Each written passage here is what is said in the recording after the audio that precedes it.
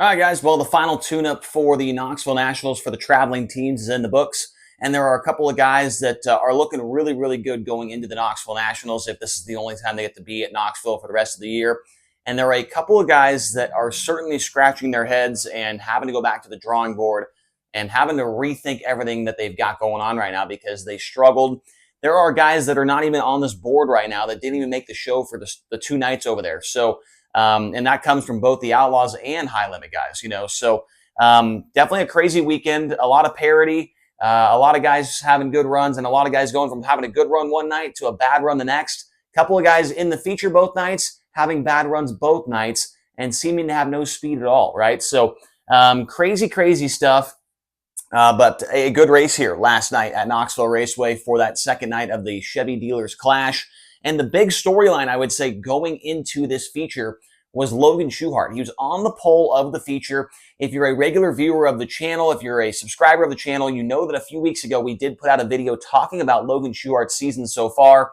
Obviously, it's a little bit outdated right now. It's probably, 2 or 3 weeks ago, maybe two. No, it was before we left for that long trip for High Limit, so at least 3 weeks ago.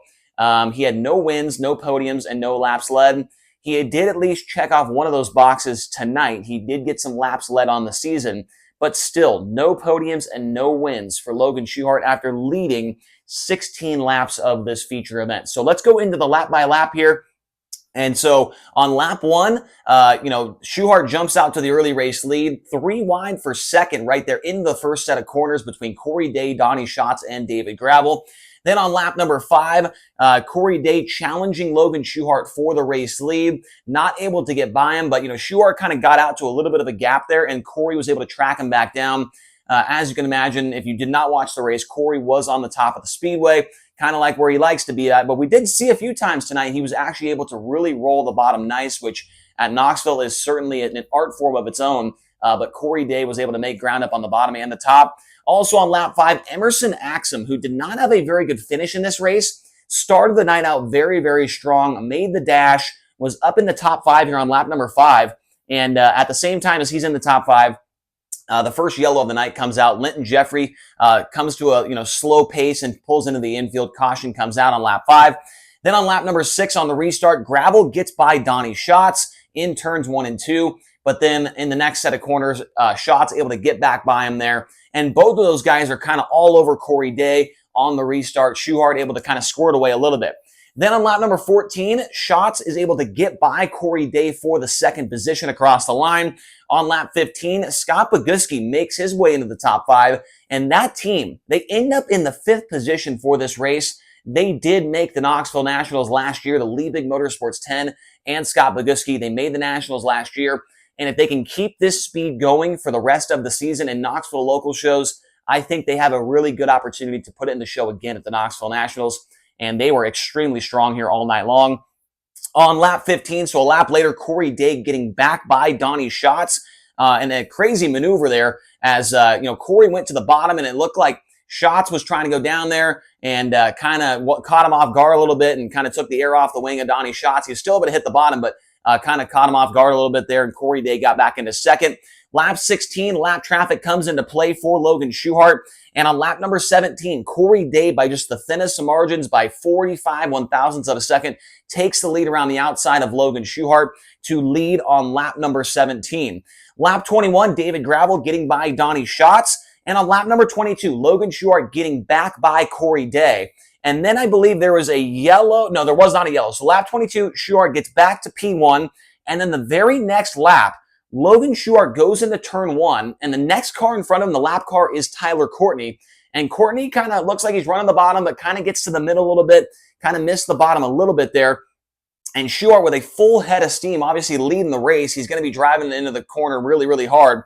Goes in there and almost runs into the back of Sunshine and kind of has to seem like almost slow the car up a little bit, gets in the slick, car gets sideways a little bit there, and Corey Day with a full head of steam. He's pouring the coal to it right around the top, barely squirts to the outside of Schuchart, which probably caught him off guard a little bit there, and then he gets into the cushion and it snaps the car back to the right. He goes almost upside down, destroys the front end of the race car, And it was just kind of a weird incident, right? I mean, Schuhart, if he would have just stuck the bottom, he probably would have been all right. He might have lost the lead, but he would at least finish the race probably.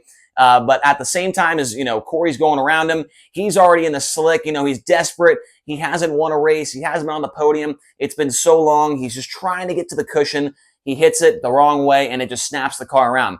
Now, in the replay, Johnny Gibson, Tony Bachhoven are saying that it looked like there was a flat right rear going into the corner. I watched the replay while the race was live, and I watched it again right before I recorded this video. I did not see that. I did not see him having a flat right rear. Hard to tell, but from my vantage point, I mean, I'm able to rewind it and zoom in. I didn't see him having a flat right rear tire. So I'm not sure if that was the case, maybe, because even when he stopped, it looked like the tire was still inflated. So not sure what happened to Schuhart there, but his night comes to a dismal end. Instead of maybe winning or being on the podium for the first time all year, he finishes in 27th position after running in the lead for 16 laps. Then on lap number 23 on the restart, Kyle Larson gets up to P3, gets around David Gravel. Larson started 13th, so for 2 nights in a row, Larson went from 10th to the lead, and then the next night he went from 13th to 3rd. And then on lap 25, Corey Day wins it by just under 1 second, 0.920 at the line over Donnie Schatz. So looking at the full field rundown, Corey Day got the win, his first ever win at Knoxville Raceway, and that is the 5th time this year that a high-limit driver has won a World of Outlaws race. And it's interesting enough that those 5 drivers are all in the top 5 in points. And so I think there might have been one more guy from high limit that won a race, maybe not, but there's at least 5 of them, and they're all top 5 in high limit points. Donnie Schatz finishes up in 2nd. Kyle Larson ends up in 3rd. David Gravel 4th. Fantastic run once again for Scott Boguski. That team is, in my opinion, very, very underrated, and they did a great job with a top 5 finish against the toughest field all year long in sprint car racing. Brian Brown 6th. James McFadden with another solid run. Austin McCarl 8th. Brad Sweet rebounds after a pretty tough night last night, and he gets 2 nights ago, gets a top 10 finish. Aaron Reitzel with the hard charger, the H there. He started back in 23rd, got up to the 10th position. So the 87 car showing some speed in this one.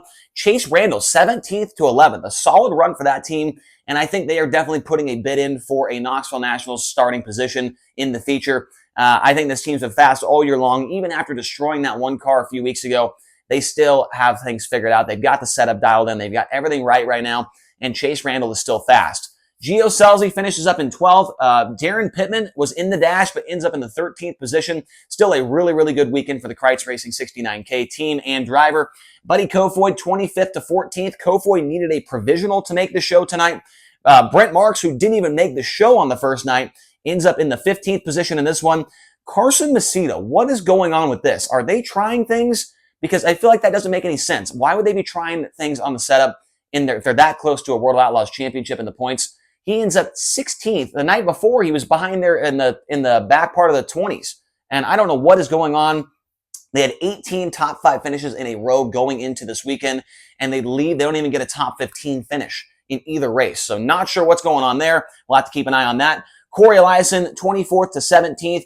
Emerson Axum, I talked about him earlier, was in the top 5 of this race at the beginning stages, ends up in 18th. Carson McCarl, 19th. Sheldon Hodenshield, 20th. Rico Abreu, who was battling for the win the other night, ends up in 21st. So like I said, and Tyler Courtney, 22nd. He was up there as well inside the top 10 and the top 5. So guys, not much consistency here. There's guys that were really fast the first night, and then they just could not figure it out the second night. Sawyer Phillips needed a provisional. He finished 23rd. Bill Baylog, 20th to 24th. And then Brock Zierfoss, another provisional for him, 25th. Matt Jewell, 26th. There's Logan Schuhart right there in 27th.